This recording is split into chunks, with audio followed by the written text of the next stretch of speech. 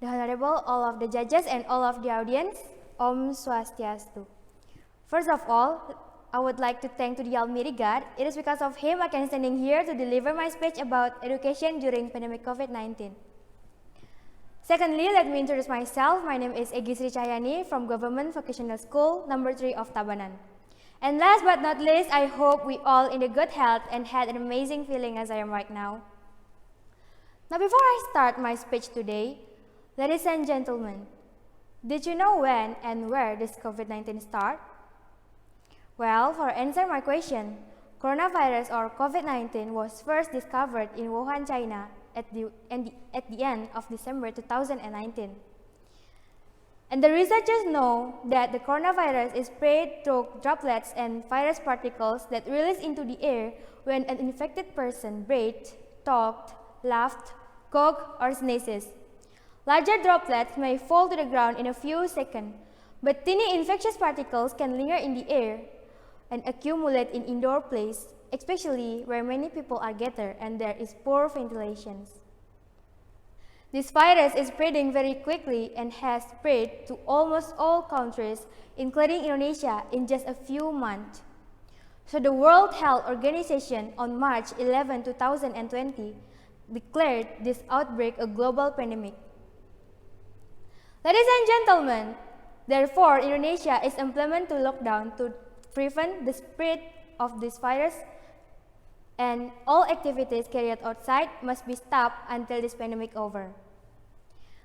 This also has an impact on learning activities, and therefore the government has decided to apply an online learning system, or also known as e-learning.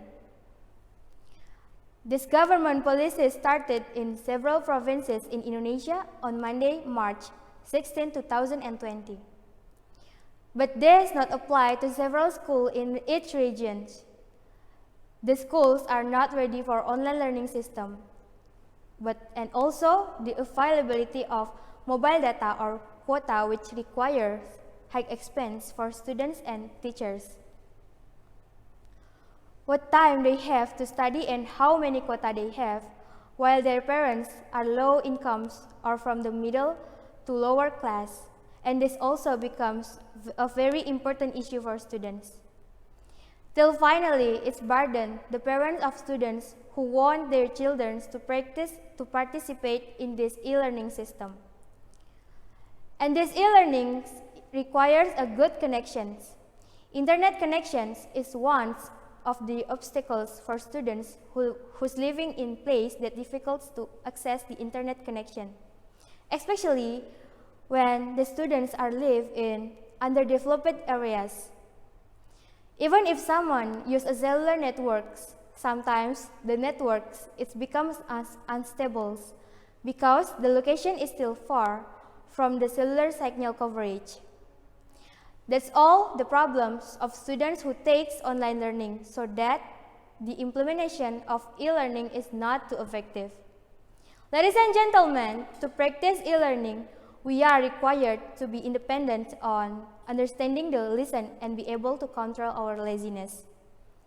Because when we study alone at home, only ourselves can increase our desire to study.